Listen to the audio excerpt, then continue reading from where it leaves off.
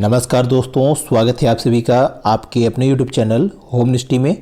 दोस्तों, जैसा कि आप सभी पता है कि हम लोग UPSSC ESO की तैयारी करवा रहे हैं और उसी संबंध में दोस्तों आपका जो कॉमर्स वाला सब्जेक्ट है दोस्तों उसको हम लोग लेके चल रहे हैं और साथ ही आपका जो स्टैटिक्स का कंपलसरी वाला पार्ट था दोस्तों उसको हम लोग यहाँ पे देख चुके हैं। कुल आपके 50 लेक्चर्स हमारे चैनल की प्लेलिस्ट में हैं, वो सारे कंप्लीट हैं। आप उसे जाके देख सकते हैं हमारे चैनल की प्लेलिस्ट में, या ऊपर इस आई बटन पे क्लिक करके भी आप वीडियो पे जा सकते हैं। तो दोस्तों आज का जो हम लोग का कॉमर्स का ही एक टॉपिक है, उसमें आपके सिलेबस में जो आपका क्या है, मैनेजमेंट बाय ऑब्जेक्टिव या क्या है, उद्देश्यों द्वारा प्रबंध, जिसे हम लोग शॉर्ट में MBO भी बोलते हैं। तो आज हम लोग इसी पर चर्चा करने वाले हैं दोस्तों कि क्या है आपका उद्देश्यों द्वारा प्रबंध और इसे कौन प्रतिपादित किया है। तो इन्हीं सब बातों पर हम लोग यहाँ पे डिस्कशन करने वाले हैं। तो चलिए दोस्तों शुरू करते हैं।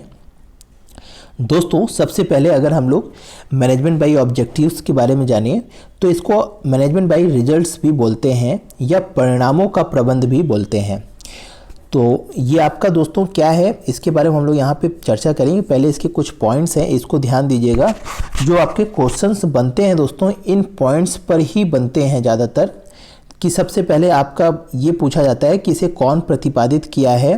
तो दोस्तों इसे आपका प्रतिपादित करने वाले कौन है दोस्तों, पीटर डकर हैं, जिन्होंने 1954 में एक पुस्तक लिखी थी जिसका नाम क्या दोस्तों, द प्रैक्टिस ऑफ मैनेजमेंट।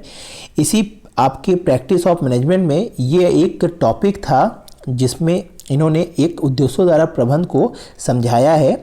दोस्तों इतना ये पॉइंट आपको याद रखिएगा कि इसे कौन प्रतिपादित किया है, पीटर डकर ने, और इसे किस पुस्तक के अंतर्गत प्रतिपादित किया गया है। और कभी कभी तो यहाँ पे पुस्तकों के नाम देके आपको पूछा जाता है कि ये किसकी पुस्तक है, तो इसको भी आप लोग यहाँ से ही पॉइंट बनता है, तो इसको भी ध्यान दीजिएगा कि द प्रैक्टिस ऑफ मैनेजमेंट किसकी बुक है, पीटर डकर की। कब पब्लिश की गई थी, 1954 में पब्लिश की गई। तो ये आपके दोस्तों कुछ पॉइंट हैं।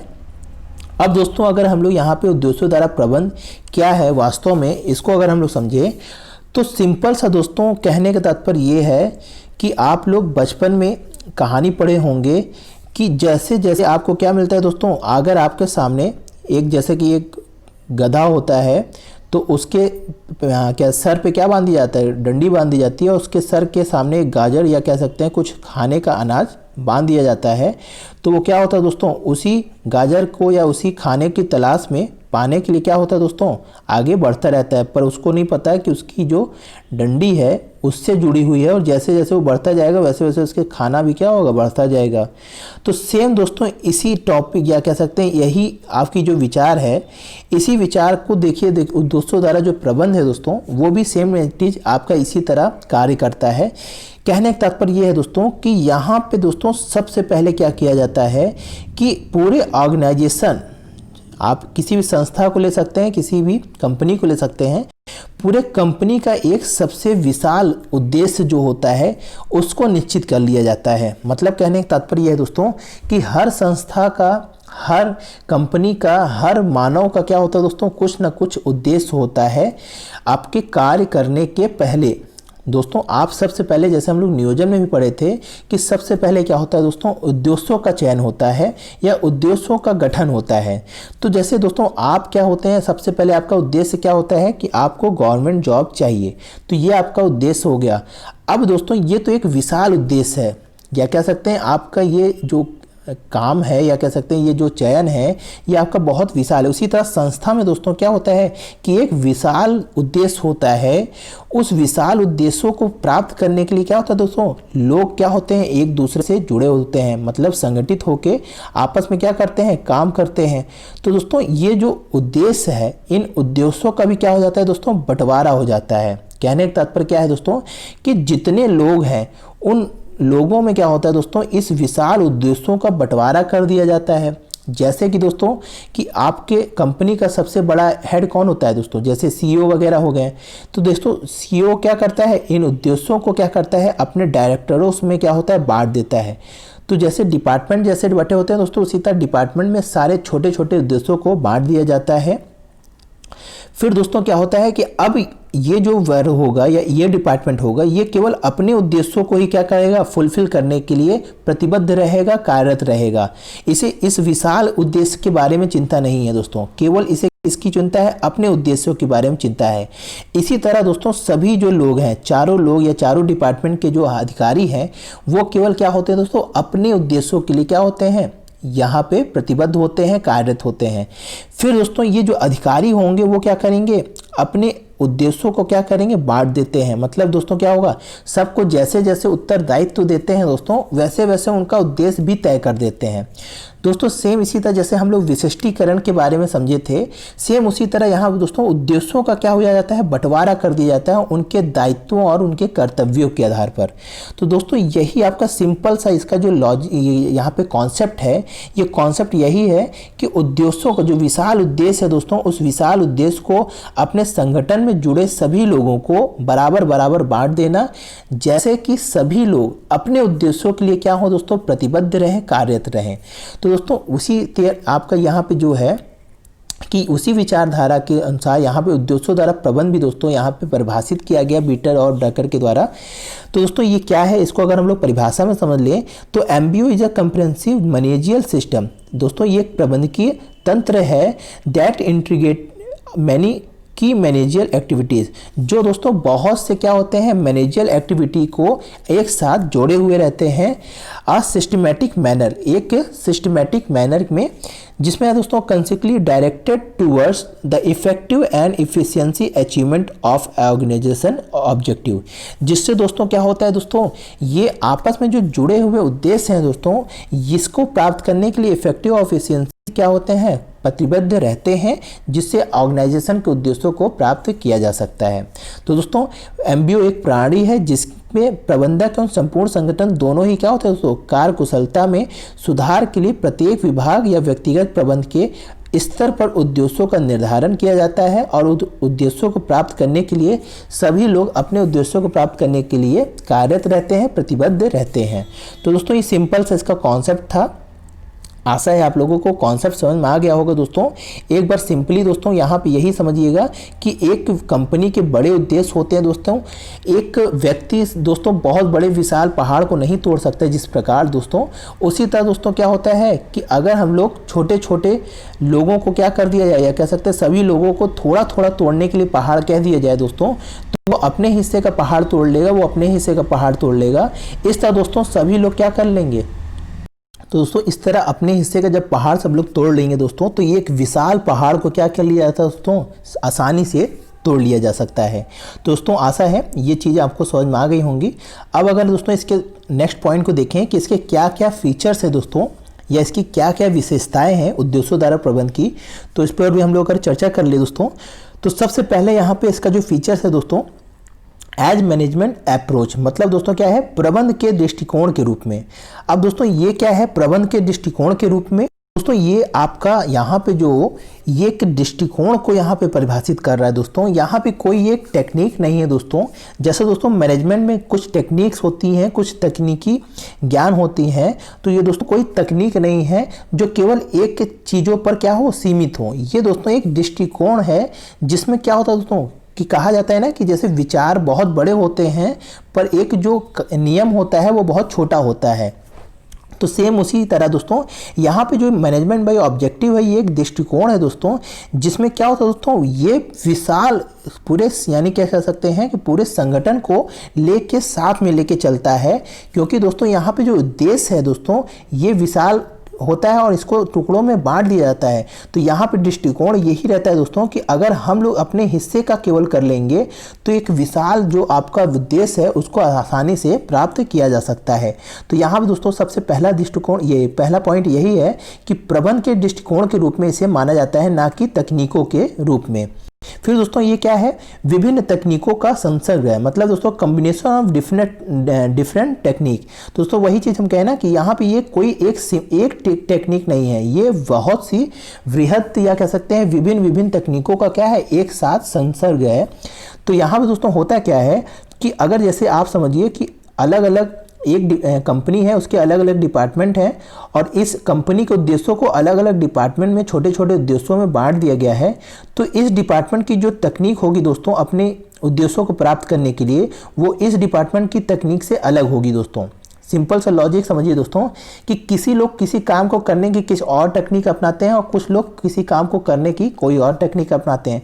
सेम उसी तरह दोस्तों संस्था में भी जब अलग अलग डिपार्टमेंट में उद्देश्यों का बंटवारा हो जाता है, तो ये जो अपना डिपार्टमेंट है ये अपने किसी और तरीके से, जो यहाँ का जो मैनेजर होगा वो अपने विचार से अपने दिमाग से कुछ और टेक्निक अपनाएगा, यहाँ का जो डिपार्टमेंट होगा वो अपने दिमाग से कुछ और अपनाएगा। तो इसी तरह दोस्तों यहाँ पे क्या है, अलग अलग डिपार्टमेंट है, अलग अलग डिपार्टमेंट के उद्देश्यों को बांट दिया गया है।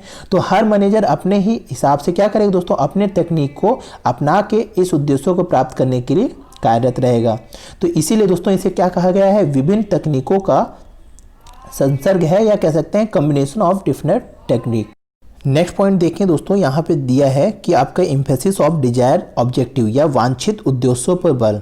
तो दोस्तों यहाँ पे क्या कहा जा रहा है कि जो एक विशाल उद्देश्य है दोस्तों, उस विशाल उद्देश्यों को ऐसे बांटा जाए दोस्तों कि हमारा जो उद्देश्य है उसी उद्देश्यों पर क्या हो, आपका बल हो। मतलब कहने का तात्पर्य है कि हम लोग किसी और रास्ते पर ना भटके दोस्तों, केवल अपने उद्देश्यों पर ही क्या रहें, अपने उद्देश्यों को ही प्राप्त करने के लिए लगे रहें। तो दोस्तों जब ये विशाल उद्देश्यों को जब छोटे छोटे उद्देश्यों में बांट दिया जाता है या अलग अलग डिपार्टमेंट में अपने अपने उद्देश्यों में बांट दिया जाता है, तो ये डिपार्टमेंट वांछित अपने उद्देश्यों पर ही क्या होता है दोस्तों, निर्भर रहेगा या अपने ही उद्देश्यों को प्राप्त करने के लिए लगा रहेगा। ये सामने वाले की प्रतिक्रिया को या अब सामने वाले के टारगेट को देखने की उसको ज़रूरत नहीं होगी। या कहने के तात्पर्य दोस्तों एक कहावत है ना कि अपने काम पर बल दीजिए तो दूसरा वाला क्या कर रहा है उससे कोई मतलब आप ना रखिए, तो आपका काम क्या होगा दोस्तों, ज़्यादा सफल होगा। अगर आप दूसरों की आलोचना करने में, दूसरों के यानी कामों को देखने में ही लगे रहेंगे तो अपना काम कब करें। तो सेम इसी तरह दोस्तों यहाँ पे भी कहा गया है कि अपने वांछित उद्देश्यों पर बल दीजिए। जो आपका उद्देश्य है, आपके डिपार्टमेंट का जो उद्देश्य है छोटा सा, उसको केवल आप लोग पूरा करिए। आपका जो सामने वाला डिपार्टमेंट है वो अपने उद्देश्यों को केवल पूरा करने में लगा रहेगा। तो सभी लोग अपने उद्देश्यों में जब प्राप्त करने में लगे रहेंगे तो एक विशाल उद्देश्यों को प्राप्त करने में कोई भी यहाँ पे परेशानियाँ नहीं होंगी। तो कहने का तात्पर्य यही है कि अपना अपना काम करिए, तो अपने अपने काम में क्या होंगे, आप पारंगत होंगे और अपने काम के उद्देश्यों को प्राप्त करने के लिए आपको आसानी भी रहेगी। फिर दोस्तों यहाँ पे तीसरा क्या दिया है कि एम्फेसिस ऑफ पार्टिसिपेशन या भागीदारी पर बल। पर दोस्तों यहाँ पे साथ में ये भी कहा गया है कि ऐसा नहीं है कि अलग अलग डिपार्टमेंट में उद्देश्यों को बांट दिया गया है तो आप दूसरों की मदद ना करिए। दोस्तों कहा जाता है ना कि आप अच्छाइयाँ कर सकते हैं, बुराइयाँ ना करिए। यानी आप दूसरों को देखकर जले ना, दूसरों से काम करवाएंगे या कह सकते हैं मिलजुल कर आप किसी को अगर जैसे हेल्प करना है या इस डिपार्टमेंट से आपको कोई काम है जिससे आपका कुछ हेल्प हो सकता है या आपको इस डिपार्टमेंट को कुछ हेल्प करके उसका काम करवा दिया सकता है, तो यहाँ पर दोस्तों क्या है कि भागीदारी पर बल दिया गया है। दोस्तों आप लोग कभी अभी जॉब में अगर जैसे प्राइवेट जॉब के बारे में अगर जानते हो तो जैसे होता क्या है दोस्तों कि जैसे कंपनियां क्या करती हैं कि अपने जो नीचे के जैसे सेल्समैन मार्केटिंग में क्या होता है दोस्तों कि जैसे कि आपका बहुत बड़ा टारगेट होता है, जैसे कि आपको 5 लाख क्या कर दिया जाता है कि 5 लाख रुपए का आपको यहाँ पे सेल्स करना है। तो दोस्तों वहाँ उनके छोटे छोटे क्या होते हैं दोस्तों, यहाँ पे सेल्स मैनेजर होते हैं जिनका क्या होता है दोस्तों एरिया क्या होता है, डिवाइडेड होता है। जैसे कि आपका जैसे दिल्ली है तो दिल्ली के क्या होता है दोस्तों 4 एरिया को बांट दिया गया है, नॉर्थ, साउथ, वेस्ट और आपका ईस्ट। तो दोस्तों यहाँ पे क्या है कि सभी जो अपने अपने मैनेजर हैं दोस्तों, अगर दोस्तों इनका क्या किया गया, ऐसे आपका 6 लाख टारगेट था दोस्तों, इसमें 2-2 लाखों में क्या कर दिया गया, बांट दिया गया है। तो अब दोस्तों क्या होगा कि अगर सपोज करिए कि इनका 2 लाख नहीं पहुंच पा रहा है या इनका 2 लाख क्या हो रहा है, टारगेट नहीं पूरा हो पा रहा है, तो अगर ये 2 लाख की जगह ये क्या हुआ, ये 2.5 लाख कर लिए, यानी कि ये 200 से ज़्यादा आपका चला गया टारगेट से। तो दोस्तों ये क्या करेंगे, अगर इनका 1.5 लाख है तो ये अपना जो 5,000 है इसको क्या करेंगे दोस्तों, अपने साथी को क्या करेंगे, मदद करने के लिए लगा देंगे। तो दोस्तों इस तरीके क्या होता है दोस्तों कि आपस में मिलजुल कर क्या होता है दोस्तों, यहाँ पे यानी कि भागीदारी पर बल दिया गया। ऐसा नहीं है कि लोग भागीदारी पर यहाँ पे आपस में जोड़ नहीं दिया गया है। तो दोस्तों यहाँ पे गया है दोस्तों कि भागीदारी को यहाँ पे यानी कि नकारा नहीं गया है। बस आप लोग अपने उद्देश्यों को तो प्राप्त करने में लगे रहिए, पर अगर किसी की मदद करने की ज़रूरत है सामने वाले डिपार्टमेंट को, तो वहाँ पे भी आप लोग वांछित या कह सकते हैं दूर नहीं जाना चाहिए। फिर नेक्स्ट पॉइंट है दोस्तों यहाँ पे पीरियोडिक परफॉर्मेंस अप्रेजल। अब दोस्तों यहाँ पे साथ में क्या होता है कि समय बांट दिया गया है। समय मतलब क्या है दोस्तों कि जैसे एक मंथ है, त्रिमाही है, तो उसमें समय बांट दिया गया है और समय समय पे दोस्तों एक स्टैंडर्ड के अनुसार उस उद्देश्यों को आप कहाँ तक प्राप्त किए हैं उसको भी क्या किया जाता है, उनका मूल्यांकन किया जाता है। मतलब क्या है दोस्तों कि ये तो आपके जो छोटा सा उद्देश्य आपके डिपार्टमेंट को बांटा गया है उसको भी क्या किया जाता है, समय समय पर मेजर किया जाता है कि आप कितने स्तर तक या किस लेवल तक उद्देश्यों को प्राप्त कर लिए हैं। तो यही क्या है कि नियतकालीन कार्य निष्पादन का मूल्यांकन, आपके कार्यों का समय समय पर मूल्यांकन भी होगा। जैसे आप को अगर सही दिशा देने की जरूरत है दोस्तों, तो आपको सही दिशा भी दिया जा सके और आप उद्देश्यों को सही दिशा में प्राप्त करने में लगे रहें। तो जैसे दोस्तों आपको सही दिशा दिया जाता है कि अगर जैसे आप अपने टारगेट को प्राप्त करने के लिए लगे रहते हैं, पर समय समय क्या होता है आप लोग भटक जाते हैं, कहीं और दिमाग आप लोगों का लग जाता है, तो आपको क्या किया जाता है, फिर पटरी पर लाया जाता है। तो उसी तरह दोस्तों यहाँ पे भी जो अलग अलग डिपार्टमेंट को उद्देश्यों को बांटा गया है, तो उनको भी क्या किया जाता है दोस्तों, उनका समय समय पर मूल्यांकन किया जाता है कि आप उद्देश्यों को कहाँ तक प्राप्त किए हैं, कि आप समय के साथ चल रहे हैं कि नहीं चल रहे हैं। अगर समय के साथ नहीं चल रहे हैं तो उनको और प्रेशराइज किया जाएगा, उनको और मोटिवेट किया जाएगा कि आप अपने कार्य को और अच्छी तरीके से करिए। अगर दोस्तों वो अच्छी तरीके से कर रहे हैं तो उनको और क्या किया जाएगा, आपका इंसेंटिव दे के उनको और ज़्यादा क्या किया मोटिवेट किया जाता है। तो इस तरीके दोस्तों इनका नियतकालीन कार्य निष्पादन भी करने पर बल दिया जाता है।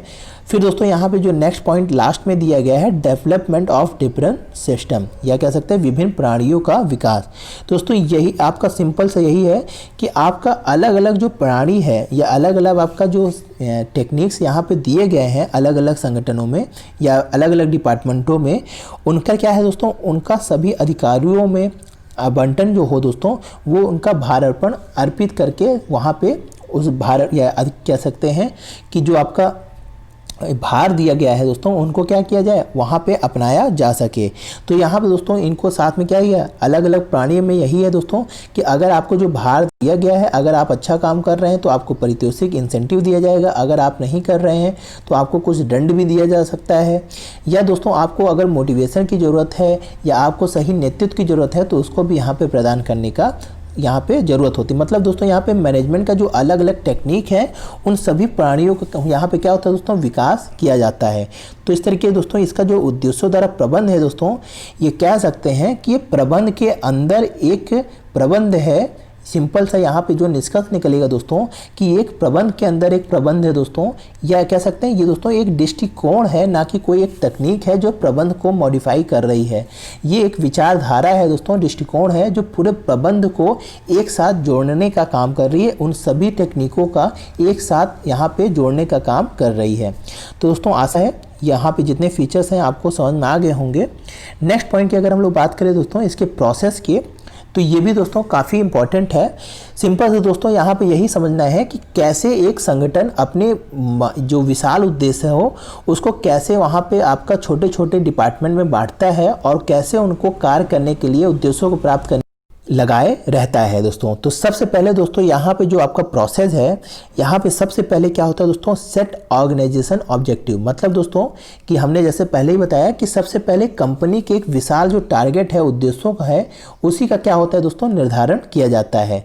फिर क्या होता है दोस्तों, साथ ही दोस्तों यहाँ पे जो उद्देश्यों या कह सकते हैं संगठन का उद्देश्य है दोस्तों, ये बहुत ही क्या होना चाहिए दोस्तों, स्पष्ट होना चाहिए। स्पष्ट मतलब दोस्तों क्या है कि इसमें कोई बायसनेस ना हो, या कह सकते हैं इसमें कोई झुकाव ना हो कि बाद में कल को इसमें कुछ कमियां निकाल के जो डिपार्टमेंट में उद्देश्य हो वो उस लूप होल को प्राप्त करके अपनी दायित्वों से बच सके। तो यहाँ पे वही चीज़ है दोस्तों कि यहाँ पे जो संगठन का उद्देश्य रहे वो बहुत ही अच्छे तरीके से परिभाषित किया जाना चाहिए और बहुत ही कह सकते हैं कि पूर्ण रूप से क्या होना चाहिए, स्पष्ट होना चाहिए। फिर दोस्तों क्या है कि यहाँ पे दूसरा जो प्रोसेस होता है क्या होता है कि की रिजल्ट एरिया। मतलब दोस्तों क्या है कि जहाँ पर जो एक मेन जो एरिया है या कह सकते हैं मेन जो क्षेत्र है, मुख्य परिणाम क्षेत्र है, उसका भी क्या होना चाहिए दोस्तों, चुनाव पहले से सतर्कता से कर लेना चाहिए। जैसे दोस्तों कि यहाँ पे वृद्धि दर क्या है, प्रॉफिटेबिलिटी कितनी होनी चाहिए, फिर बाजार में संगठन की हिस्सेदारी क्या है इसको समझ लेना चाहिए, फिर आपका प्रोडक्शन लेवल क्या है इसको समझना चाहिए, फिर आपके ह्यूमन संसाधन है या मानवीय संसाधन है जो आपको इस उद्देश्यों को प्राप्त करने के लिए यानी कि कार्यरत होंगे या आपका सहयोग देंगे, उसका क्या होना चाहिए दोस्तों, आपको पूर्ण रूप से स्पष्टीकरण होना चाहिए। दोस्तों कहने का तात्पर्य यह है दोस्तों कि आपके पास जो जो संसाधन हैं या आपके जो जो खूबियां हैं, जो जो आपकी स्ट्रेंथ है, वो आपको क्या होना चाहिए, पता होना चाहिए। और साथ ही आपकी जो कमियां हैं उसको भी आपकी क्या होना चाहिए, पता होना चाहिए। जैसे आप पहले से आप उस कमियों को दूर करने के लिए और अपनी जो स्ट्रेंथ है उसको और बढ़ाने के लिए कार्यरत हो सकें। क्योंकि दोस्तों सभी संगठन जो उद्देश्य प्राप्त करते हैं दोस्तों, वो अपने संगठन के लोगों द्वारा ही क्या करते हैं, प्राप्त करते हैं या अपने लोगों के सहयोग से ही प्राप्त करते हैं। तो उनकी जो कमियां हैं उसको भी आपको जानना होगा और क्या उनकी खूबियां हैं उनको भी आपको समझना होगा। तो यही कह रहा है कि की रिजल्ट एरिया को आपको पहले से समझना होगा। यहाँ पे बाद वाला कोई भी काम नहीं होता है दोस्तों। फिर आपका दोस्तों क्या दूसरा पॉइंट दिया गया है कि सेट सबऑर्डिनेट ऑब्जेक्टिव। फिर जब दोस्तों आप सभी की कमियां और या जो खूबियां हैं वो जान लेते हैं, फिर अपने संगठन की भी जो खूबियां हैं या अपने संगठन की जो कमियां हैं उसको जब समझ लेते हैं दोस्तों, तो आप क्या करते हैं दोस्तों, उन्हीं कमियां या खूबियों के अनुसार अपने जो विशाल उद्देश्य है दोस्तों, जो अपना आपका बड़ा सा उद्देश्य तय किए हैं, उसको अपने डिपार्टमेंट्स में, अलग अलग डिपार्टमेंट में छोटे छोटे उद्देश्यों में सबऑर्डिनेट को क्या कर देते हैं, बांट देते हैं। तो यही कहा गया है कि सेट सबऑर्डिनेट ऑब्जेक्टिव, मतलब दोस्तों कि अपने सबऑर्डिनेटों को ऑब्जेक्टिव तय कर लीजिए। जब अपना आप संगठन का ऑब्जेक्टिव तय कर लिए हैं तो अपने सबऑर्डिनेटों का भी क्या कर दीजिए, अब ऑब्जेक्टिव छोटे छोटे तय कर दीजिए। तो दोस्तों यहाँ पे तीसरा आपका प्रोसेस यही होता है। फिर आपका क्या होता है दोस्तों, मैचिंग रिसोर्स विद ऑब्जेक्टिव। फिर दोस्तों यहाँ पे क्या है कि आप जो भी डिपार्टमेंट में जो भी आप क्या किए हैं, ऑब्जेक्टिव तय किए हैं, उसमें आप लोग दोस्तों उसका जो संसाधन है उनका भी उद्देश्यों के अनुसार क्या कर दें, बांट दें। मतलब कहने का तात्पर्य यह है दोस्तों कि आप सभी डिपार्टमेंट में जितने भी आपके संसाधन हैं, संसाधन का मतलब यहाँ पे दोस्तों वित्तीय आप लगा सकते हैं या आप मॉनेटरी पैसा लगा सकते हैं कि भाई कोई भी काम किया जाएगा तो उसके लिए पैसा लगेगा। तो दोस्तों वही चीज़ कह रहा है कि अपने रिसोर्सों, जरूरी नहीं है दोस्तों, एक एग्जांपल बता रहे हैं कि यहाँ पे पैसा है, बहुत से संसाधन संगठन के होते हैं जिसको क्या किया जाता है, अपने आपके डिपार्टमेंट में आपके उद्देश्यों के अनुसार क्या कर दिया जाए, बांट दिया जाए। तो यहाँ पे दोस्तों इसके बाद क्या किया जाता है, अपने संसाधनों को बांट दिया जाता है। सिंपल सा लॉजिक दोस्तों, अगर आप लोग नेता लोगों को देखिए या कह सकते हैं आपने अपने राजनीतिक चीज़ों से देखिए, तो होता क्या है दोस्तों कि आपका जो सांसद या कह सकते हैं संसद है, उसमें अलग अलग विधायक होते हैं। तो वहाँ पे क्या होता है दोस्तों, उन विधायकों को क्या किया जाता है, अपने एरिया के संसाधन के अनुसार उद्देश्य तय किया जाता है और फिर उनको संसाधन भी प्रोवाइड किया जाता है कि आप इस एरिया के विकास के लिए आपको ये संसाधन दिया जाता है, आप अपने गांव का विकास करिए। तो दोस्तों सेम उसी तरह यहाँ पे एक कंपनी क्या करती है, अपने लोगों को जैसे उद्देश्य तय करती है उसी तरह अपने संसाधनों को दोस्तों यहाँ पे तय करती है। फिर दोस्तों इस तरीके से आपका ये लास्ट प्रोसेस जो आपका है अप्रेजल। दोस्तों अप्रेजल का मतलब हमने आपको अभी पहले ही बताया था कि यहाँ पे दोस्तों आपका जैसे जैसे आपका यहाँ पे संगठन यहाँ पे ऑब्जेक्टिव दूसरों का तय कर दिया गया, उनको संसाधन बांट दिया गया, तो साथ ही दोस्तों क्या किया जाता है, समय समय पे मूल्यांकन करना भी जरूरी है दोस्तों। अगर आप मूल्यांकन नहीं करेंगे तो वो अपने अनुसार कार्य करने लगेंगे और वो अपने मन से संसाधनों का अपने अनुसार उपयोग करने लगेंगे। तो दोस्तों इस तरीके से यहाँ पे कहा गया है कि समय समय पर मूल्यांकन भी आपको करते रहना चाहिए। जैसे हमने अभी आपको मूल्यांकन के बारे में समझाया दोस्तों, वही चीज़ आपका यहाँ पे है। तो दोस्तों अगर आप लोग मैनेजमेंट बाय ऑब्जेक्टिव को अभी करंट में देखिए, तो जब शुरुआत में दोस्तों आपका मोदी गवर्नमेंट आई थी, तो वहाँ पे दोस्तों अपने जो ग्राम पंचायत लोग थे या अपने नेता लोग थे, विधायक लोग थे, उनका सब लोग क्या हुआ दोस्तों, यहाँ पे यही प्रोजेक्ट या कह सकते हैं यही चीज़ विचारधारा दृष्टिकोण से वहाँ पे आपका सभी विधायकों को क्या किया गया दोस्तों, अपना उद्देश्य दिया गया, अपने गांव के बारे में दिया गया दोस्तों, और फिर उनको संसाधन दिया गया और उस संसाधन को पूर्ण रूप से उपयोग किया जा रहा है कि नहीं किया जा रहा है, गांव का विकास किया जा रहा है कि नहीं किया जा रहा है, उसका समय समय पर मूल्यांकन भी किया जाता है दोस्तों।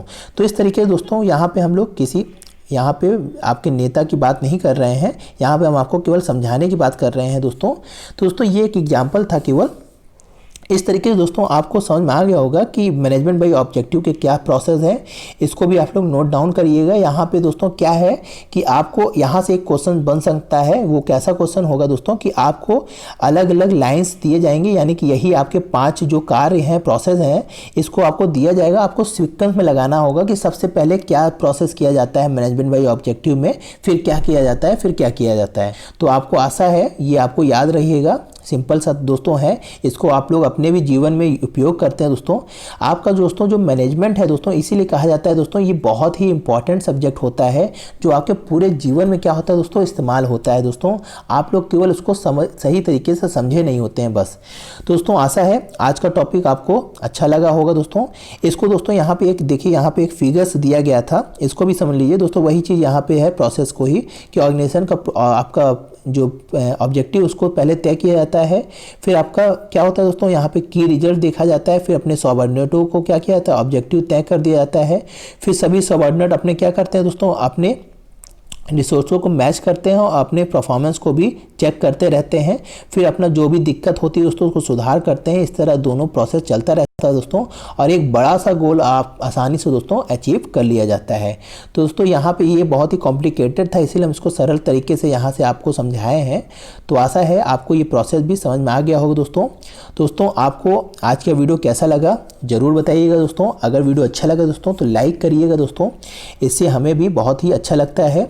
और दोस्तों चैनल पे पहली बार आए हैं तो सब्सक्राइब कर लीजिए, और ज़्यादा से ज़्यादा अपने दोस्तों में वीडियो को शेयर किया करिए दोस्तों। जो भी आपके कॉमर्स के जुड़े हुए बच्चे हैं, आपके दोस्त हैं, उनको यहाँ पे वीडियो को शेयर किया करिए। दोस्तों आज के लिए इतना ही। जय हिंद, जय भारत। दोस्तों यदि आप हमारे चैनल होम मिनिस्ट्री को सपोर्ट करना चाहते हैं तो आप इस UPI ID लिंक पर जाकर अपनी इच्छा अनुसार राशि को प्रदान कर आप होम मिनिस्ट्री को सपोर्ट कर सकते हैं।